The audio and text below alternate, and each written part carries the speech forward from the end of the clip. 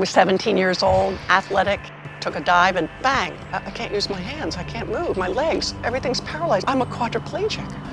The doctor announced that I had severed my spinal cord at the 4th cervical level, that I'd never use my hands or my legs for the rest of my life, and he walked out of the door.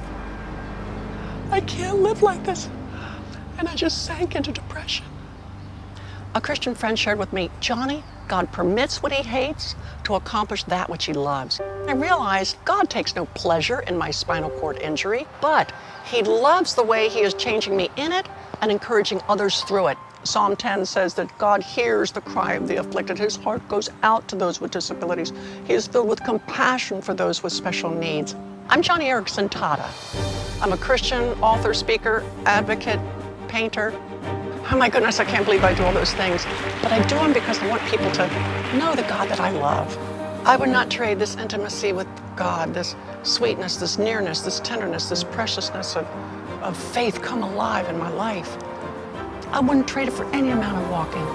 There are 1 billion people with disabilities in the world, 80% of whom live in developing nations. That is, to me, overwhelming.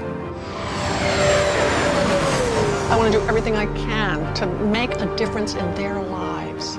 I think God is using people with disabilities to wake up the church. God is up to something big. Este es mi libro, mi historia. Sí, en este libro.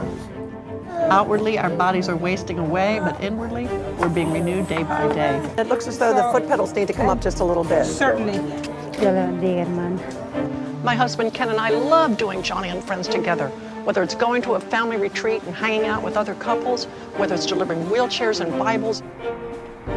Is a Bible in the Spanish language? Y acá más importante es una Biblia. We want to get the word out. God has not abandoned those with disabilities. No, he is working through them. God's power always shows up best through weakness.